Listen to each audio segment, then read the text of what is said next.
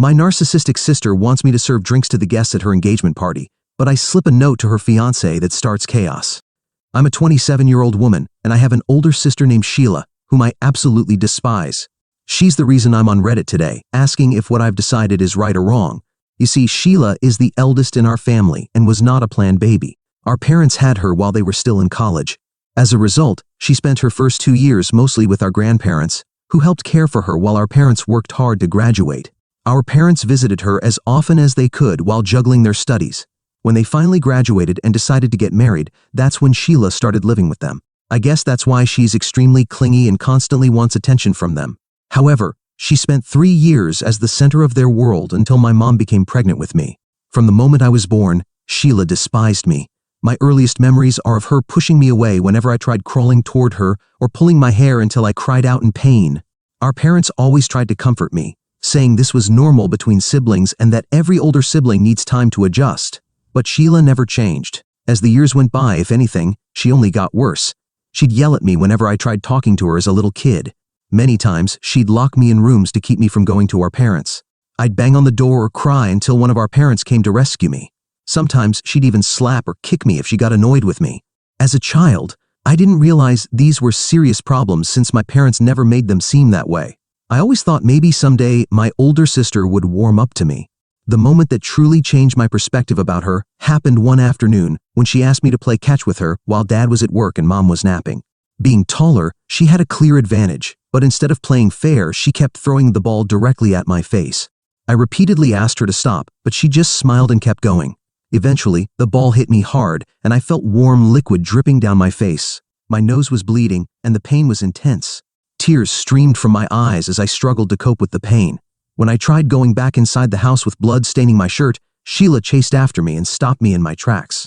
She insisted I couldn't tell our parents what had happened and demanded I make up a story about falling flat on my face. Despite my agony, she refused to let me seek help from Mom until I agreed to her terms. I lied to our parents, but fortunately, Dad had cameras installed all around the house and reviewed the footage. Our parents were shocked to see how Sheila had repeatedly hit me with the ball. Mom tried to defend her, saying it might have been a one-time thing, and gently attempted to talk to Sheila to understand why she'd do that to me. Sheila seemed angry they'd found out the truth and glared at me throughout the entire conversation. She maintained her innocence, and my parents let it slide, hoping she'd change. However, I knew she'd blame me for everything, and that's when her bullying escalated even further. She'd deliberately try to slam car doors on my fingers whenever she could, or push me in school hallways when she was sure no teachers were around. If I ever sat with friends, she'd find me during lunch and tell them they shouldn't hang around a traitor like me. She'd even steal my lunchbox or lunch money, leaving me with nothing to eat for the day. Despite my attempts to confide in my mom, who tried to address Sheila's behavior through gentle parenting, it was futile, and her bullying persisted. When I turned 9, I convinced my parents to throw me an anime-themed birthday party, something I'd been begging for, and to my delight, they finally agreed. However, Sheila relentlessly teased me, calling me a tomboy and mocking me by saying no one would even show up. To her surprise and mine, the opposite happened. As I invited classmates, word spread among kids who shared my interest in anime, and they eagerly accepted the invitation. When the party day arrived, every guest showed up dressed as their favorite anime character. It was a huge success, and my parents, who often saw me as reserved and shy due to Sheila's bullying, were amazed to see how confident and well-liked I was among my peers. Sheila sulked around the house all afternoon and even refused to sing happy birthday with the other guests when it was time to cut the cake. Honestly, I didn't care because for once, I enjoyed being the center of attention without my sister trying to ruin the fun. Gradually, as I grew older, I became more confident in myself and learned to stand up to Sheila and her relentless bullying. Refusing to remain silent, I decided to confront Sheila directly whenever she tried to mock me or comment on my appearance. Instead of passively enduring her cruelty, I fought back. I'd bully her in return and call her out on her behavior. I also made sure to speak up to my parents whenever needed. Unlike our mom, our dad was always strict with Sheila and held her accountable for her actions. She hated me even more for it, but at least she quickly learned I wouldn't back down anymore. When Sheila graduated from high school, she had no plans for college. She told our parents she wanted to take a gap year, which led to many arguments since they wanted her to get a degree first. Dad even told her she could travel during college breaks if she wanted to, but Sheila was determined. Our parents reluctantly agreed to her demands. However, that gap year turned into several years. In the first year, our parents paid for all her travels while she backpacked across Europe, and had the time of her life. When the year ended and Dad tried talking to her again about college, Sheila cut off all communication, so Dad told her she was on her own from that point forward and would no longer fund her travels. She tried to gain support from our mother, but Dad stood firm this time. At one point, Sheila told us how she wanted to become a digital nomad so she could continue traveling. However, that failed miserably because every job required a basic college degree. With few options left, she was forced to turn to volunteer work, which provided lodging and occasional meals. Although our parents couldn't hide their disappointment in her choices, they never truly interfered with her decisions. The only reason they were disappointed was that Sheila constantly complained about how hard her life was but did nothing to change it. Meanwhile, unlike Sheila, I excelled in school. Math and science came easily to me, and my grades were outstanding. Even before graduating, I was accepted into my dream university with a partial scholarship. My parents couldn't have been prouder of my accomplishments, and the news of my success prompted them to throw a celebration in my honor. I think this decision didn't sit well with Sheila, who kept calling my mom and complaining about how they were more partial toward me. She felt that my parents were trying to celebrate my success in her face, and that I was provoking her indirectly since she couldn't get into any university. Honestly, I didn't even want her to show up if she still harbored so much hatred toward me. But Mom clearly missed her, considering that Sheila hadn't been home in over 5 months. Mom also believed it wouldn't look good if the older sister was absent during my celebration. Reluctantly, Sheila agreed to attend, albeit begrudgingly. She arrived a few days before the party and didn't even bother congratulating me once. Although I greeted her politely on the day of my party, our grandparents and relatives arrived with gifts, and everyone seemed to be having a great time. However, Sheila's excessive drinking didn't go unnoticed, especially by our dad. She kept downing glasses of wine without even pausing for breath. Concerned, my dad tried to intervene and stopped her from taking another glass, urging her to eat something instead. However, Sheila angrily snatched the glass and continued drinking. Some of the relatives looked on with concern. Later, our grandfather tapped his glass to get everyone's attention as he wanted to make a toast. He started his speech by first mentioning how proud he and everyone present were of both of us, Sheila and me, and how happy everyone was to see us doing what made us happy. He congratulated me on my scholarship and told me how excited he was to visit me at university, which made everyone smile. Hearing this, Sheila began laughing mid-drink, causing my grandfather to stop in the middle of his speech. Our parents exchanged uncomfortable looks as Sheila began laughing, then loudly told our grandfather how no one was going to believe he was proud of both of us when the real reason everyone was there was for the golden child. I felt my cheeks burn with embarrassment as Sheila's hurtful words echoed through the room, drawing everyone's attention. Deep down, both she and I knew her accusations of favoritism were completely baseless. Our parents had always treated us with love and fairness, never showing favoritism. In fact, if anything, our mom had a special bond with Sheila as the eldest. We were always allowed to make our own decisions in life. She had chosen not to go to college on her own, and just because I had worked hard to get accepted with a scholarship, she was now trying to tear me down. I felt tears well up in my eyes as she continued loudly complaining about how everyone had come to support me with gifts. But no one supported her or helped her financially, which would have allowed her to travel to even more countries. She even said how our parents should never have had 2 daughters if they truly didn't want to care for one, and how Dad wasn't sending her any more money. At this point, my dad got up to walk toward her to prevent her from embarrassing herself further and escort her out, but our grandfather was clearly furious upon hearing her words. He's always very calm, but for the first time I heard him raise his voice at her. He reminded her how much our parents had to work to establish themselves when they had her during their college years, and how, if they hadn't truly wanted her, they could have easily chosen that option. He scolded her for trying to turn this happy occasion into something ugly, and that if she was truly jealous of her little sister, then this was a problem within herself that only she could fix. Sheila, visibly shaken by our grandfather's words, left the party crying, with our mother closely following her to offer comfort. Later, our parents tried their best to get Sheila to talk to us, but she never did, nor did she apologize for her outburst. Soon after, I moved out of my home to stay in the university dorms, while focusing on settling in at college and trying to make new friends. Sheila lived with our parents with no plans for her future. She drank and partied all night with some people she knew in town. Dad wanted her to at least get a part-time job and even helped her create a resume so she could start applying to various places, but she barely showed any serious interest in finding a job. Even when she tried, she was rarely selected for an interview. During this time, I didn't know much about what was happening at home, as I was hundreds of miles away, but I knew our parents were always worried about Sheila. One night, I woke up to frantic calls from my parents from the hospital.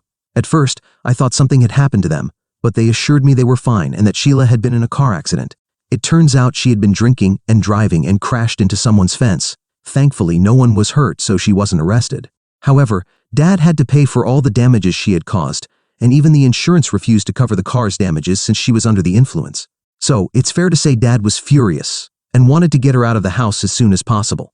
Sheila kept trying to play the victim card once again, telling them how she was going through things mentally and that at the end of the day, no one had gotten hurt. My dad gave her two options. She could either start going to therapy, apply for jobs, earn and save money while living with them, or she could go do whatever she wanted somewhere else, as he was tired. Sheila argued that he had no right to try to control her life when he and Mom never controlled mine. She again tried to bring up how they always treated her differently from me. To cut the story short, Dad kicked her out of the house as soon as she was discharged from the hospital. Sheila tried reaching out to our grandparents and relatives, asking if she could move in with them instead. But everyone knew about her recent issues and wasn't willing to take any responsibility for her. Surprisingly, within a few days, she even called me asking for money. I had saved a few thousand from a part-time job during high school, so despite how poorly she had treated me in the past, I decided to help her. I couldn't bear to let my sister crash on her friends' couches, so I transferred as much money as I could, hoping she would make wiser decisions and somehow mend our relationship. Well, unsurprisingly, she used that money to get drunk and party with her friends instead of finding a place to stay. I saw her Snapchat story and tried texting her about it, thinking we could have a sensible conversation, but instead she decided to block me rather than reply. I was so angry at how she just used me whenever she wanted that I was done with her manipulative behavior. I realized that if she wanted to continue being an irresponsible and immature person, then there was nothing I could do to save her anymore. Sheila would try to reach out to our parents whenever she was desperate for money, but even Mom had had enough of her by this point and would ignore her calls. Since we all knew how she was going to use the money, we barely heard from her over the next 3 years. Although both parents missed her, they hoped she would eventually find her own way in this world and turn her life around. During my 4th year of college, I received an unexpected call from Sheila, who hadn't contacted me in so many years. I felt a little hesitant to answer her call, but I decided to anyway. However, Sheila sounded excited as she asked me how I had been and what I had been up to lately. The most frustrating thing about having a conversation with Sheila is the way she acts and talks so casually, as if the past is all forgiven. I awkwardly mentioned the fact that she had blocked me for years, but she dismissed it, claiming to have forgiven me for my past mistakes and wanting to start fresh. I had no idea what exactly she had forgiven me for, but before I could ask further, she opened up to me about how she had met someone last year. I asked who he was, and she began emotionally talking about how he was the most amazing guy she had ever met and wanted us to meet him. She asked if I would be free for dinner that weekend so she could visit our hometown, where our parents could also meet this mysterious guy. I knew I shouldn't trust Sheila at this point, so I told her I wasn't sure and would get back to her about it. However, she kept insisting, telling me how it wouldn't be a proper family gathering without me. She also had a conversation with our parents, who were surprised at how happy and excited she sounded. Needless to say, we were all curious to see her after so many years. So, after talking with our parents, I decided to take an overnight bus back to my hometown that Friday night so I could attend lunch with Sheila. On the day of our lunch, Sheila introduced us to her new man, Jack. They looked healthy and happy. Sheila told us how she had a job at a marketing firm that paid her pretty well. It was there she had met Jack. Their chemistry was evident, and I couldn't help but feel genuinely happy for my sister. However, things took an unexpected turn when Jack started praising Sheila's intelligence, mentioning how lucky he was to have met such a successful woman as her since she was a Berkeley graduate. While he had never had the opportunity to study at such a prestigious university, he went on to say how Sheila would tell him all the time about her university life at Berkeley and the type of peers she had been surrounded by during her 4 years there. He also told us how he hoped that one day, if they ever got married and had kids, he wanted their children to turn out like Sheila. We all looked at him and smiled awkwardly, because we were clearly confused that he would think Sheila had graduated from Berkeley when she didn't even have a college degree to begin with. Sheila avoided making eye contact with us after that and quickly changed the subject. The rest of the lunch went by without incident. After our lunch, Sheila hurriedly left with Jack, not even bothering to say goodbye with a hug. It was clear to our parents and me that something was off, and Sheila had clearly lied to Jack about her education. Later, she called us, begging us not to tell Jack the truth. However, Dad wasn't satisfied with her explanation and pressed her for more details. This is how Dad discovered she had forged university documents to apply for jobs. We were all understandably outraged by the severity of her deceit.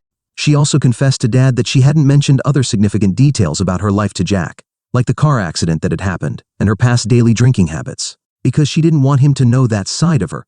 Although Mom and Dad told her that what she was doing was extremely wrong, and that if she truly loved Jack, she should at least tell him the truth, since he had every right to know, Sheila refused, telling us not to interfere in her relationship. She was determined that she could handle it in the future if Jack ever found out the truth, and she kept saying how it was impossible for him to find out anyway. I didn't want to be a part of her drama, so I kept quiet and let our parents deal with it. It was only 3 months later that Sheila called to inform me that she and Jack had gotten engaged. I asked if she thought they were moving a bit too fast, as Jack had only been in a relationship with her for a year, but Sheila laughed at me. She told me I didn't know anything about commitment or marriage, since I hadn't met the right guy like she had. As she told me how she wanted to have an intimate wedding with few guests, and had some plans for how her wedding should look, she went on to say how, as her sister, she expected me to take care of planning her wedding since she didn't want to stress herself out. I asked if this meant she wanted me to be her maid of honor, but Sheila informed me she had already asked her coworkers to fill those roles. I asked about the bridesmaids, but she said those roles were also covered. She went on to say how being her wedding planner was the most important role in her wedding anyway, and that she and I could start planning right away. I felt a bit disappointed that she hadn't even included me in the wedding. Instead, she expected me to plan her entire wedding, something I hadn't even asked to do in the first place. I assured her that her coworkers, who knew her well and spent more time with her, would be better suited to help with the planning rather than me.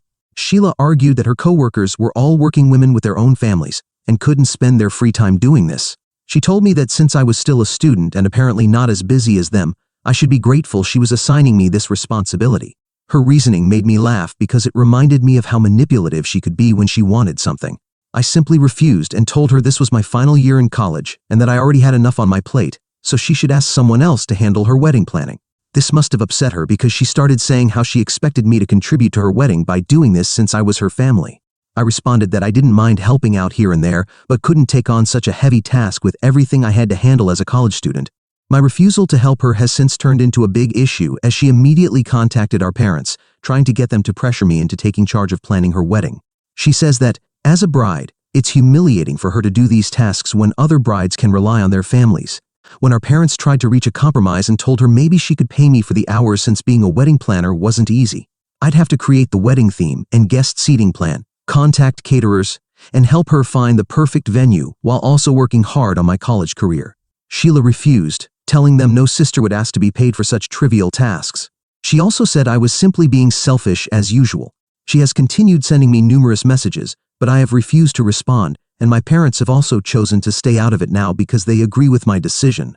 So, Reddit, am I right not to give in to her demands? If you had a sister like Sheila, would you help her plan her wedding despite the fact that she has done absolutely nothing for me my entire life but expects me to drop everything and help her? Update 1. When I posted this, I thought maybe a handful of you would comment on how you agree my sister is being unreasonable. However, I have received hundreds of messages from strangers telling me about Sheila's red flags and how they too have had toxic family members like her. I feel so sorry for anyone who has been affected by my story, and I'm sorry some of you have had to endure what I've been through. For the first time in my life, I feel validated in my emotions. It's not easy having an abuser in our lives, and Sheila is truly a nightmare to be around. Many of you have urged me to tell Jack the truth and free him from a life of suffering with my sister. I agree with the points raised, and if I were Jack, I would absolutely want to know if my partner had faked an entire college degree and knowingly left out significant parts of their past. I plan to tell Jack the next time I see him and will update you when I do. In the meantime, Sheila has been texting me non-stop for the past 2 days, trying to pressure me into taking on the responsibility of planning her wedding. I have politely but consistently refused, instead offering to help with any simpler tasks she might have for me. Update 2. I know it's been a few weeks, but everything has spiraled into total chaos. As some of you following my story know, I was going to tell the truth to my sister's fiancé before they got married. Several people suggested I reach out to him on social media, but I thought it might be strange since we'd only spoken once. Instead, I decided to write a note explaining everything Sheila had put me through and how she had been lying to him. I planned to hand it to him during their engagement party, which Sheila was hosting to celebrate with family and friends. When I arrived at her house, exhausted and hungry from my long bus ride, as she lives 6 hours away from my university, Sheila didn't even greet me properly. She stopped me at the entrance, took my bags from me, and directed me to the back, saying they were understaffed that day because some people hadn't shown up. Since I'd told her earlier I could help with a simple task, I expected to be given something minor to do. Instead, she assigned me to serve drinks to all the guests during her party. As Sheila pushed me toward the waitstaff in the back without even giving me a chance to freshen up or greet my parents and relatives, I was taken aback. My parents shared my surprise at seeing me serving drinks, but I smiled reassuringly to let them know it wasn't a big deal, as I didn't want them to worry. Unbeknownst to Sheila, this unexpected twist presented the perfect opportunity to discreetly hand Jack the note while she was busy mingling with her guests. When I handed Jack a drink, he kindly thanked me and remarked that I didn't need to serve him. Seizing the moment, I slipped him my note and quietly urged him to find a private moment to read it as soon as possible. Not even 15 minutes later, Jack came out of the bathroom, visibly red-faced. He approached Sheila and asked if she had really been lying to him the entire time. Sheila looked confused as Jack continued to ask if she had truly never gone to college. Her eyes widened in shock as the guests around them looked on in confusion. Turning to our parents for confirmation, Jack asked them directly, and my father didn't hesitate to reveal that Sheila had never attended university. Everyone watched in stunned silence as Jack loudly asked Sheila how she could have lied about something so important and how humiliating it was for him to discover it this way, right after their engagement. Some of her coworkers were left speechless as they witnessed the drama unfold. Jack went on to say that if she could lie about her fake college degree, there were likely many other things she could have lied about, and he didn't know what to believe anymore. In short, the engagement party ended in disaster. Sheila was humiliated in front of everyone. In the end, her fiancé left with his family, telling her he needed space away from her. After they left, the party was pretty much a failure because everyone kept staring at Sheila, who looked devastated. Even her coworkers hurriedly left after a few minutes, and I have no idea what will happen to her job, especially since her boss had been present at the party. Sheila suspects that one of our relatives, perhaps a cousin or me, might have revealed the truth to Jack but lacks evidence. In the notes I passed to Jack, I urged him not to disclose that I had informed him of the truth, and I'm grateful he never implicated me. My parents have told Sheila that this is entirely her fault since they wanted her to be honest with her partner from the start, but she chose not to be. I'll update again if Sheila and Jack decide to marry after this or not. Update 3. As many of you predicted, Jack has called off the wedding. He even asked Sheila to return the engagement ring, as it belonged to his mother and was a family heirloom.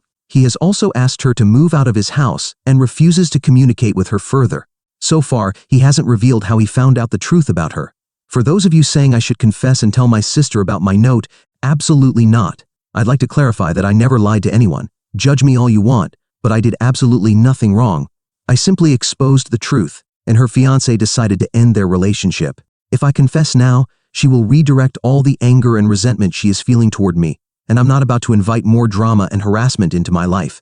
I hope this breakup teaches Sheila to become, hopefully, a better person in the future. Update 4. I didn't need to tell her anything because she figured it out herself. And oh, was she furious. She even traveled to my town to confront me in person. I was on campus, walking between classes when she saw me and started yelling in the middle of everyone. My only reaction was to walk to a less crowded area to try to avoid more embarrassment, but that wasn't possible because she kept blocking my path. She said Jack left her because of me and that, as the family's golden child, I couldn't settle for ruining her life in the past. I had to continue ruining it now. She also said she had been fired from her job because of what I said and now had nowhere to live or work, so she expected me to fix it, or else I'd regret it. I simply told her no, because I certainly wasn't going to do any of that. If anyone was the golden child here, it was her. She didn't like that, so she grabbed me by the hair and pulled me to the ground, causing all my study materials and papers to scatter. By then, a crowd of curious students had formed a circle around us, watching. I snapped. I don't know how to explain it, but I lost my patience. I saw red, quite literally, as my vision blurred, and I wasn't thinking clearly. So I started hitting her, not with any real technique, just wildly hitting. It couldn't have been too bad, though, because I only landed a few punches on her nose and eyes, but the result wasn't pretty for her. Eventually, campus security arrived and separated us. They escorted her out of the area and detained her until the police arrived, who then arrested her. As for me, they took me to the dean's office since I'm a student. I thought I'd get into trouble, especially since it's my final year, but after briefly explaining what happened, I didn't tell the full story like I did here. They gave me a warning. They even gave me a number to call campus security if she showed up again, instead of handling it the way I did. Honestly, it was such a relief because if I'd been expelled, I would have felt terrible since I'm so close to finishing my studies. As for my sister, she called my dad when she was arrested, so I know a few things. For example, the university has filed charges against her, partly thanks to the dean who helped me with this issue. I'm not sure how serious it will get, but it's good for Sheila to realize her actions have consequences. and that it's no longer like when we were kids when she could get away with everything, or just get a simple scolding from Dad. That's all for now, and unless she shows up in my life again, I don't plan on making another update.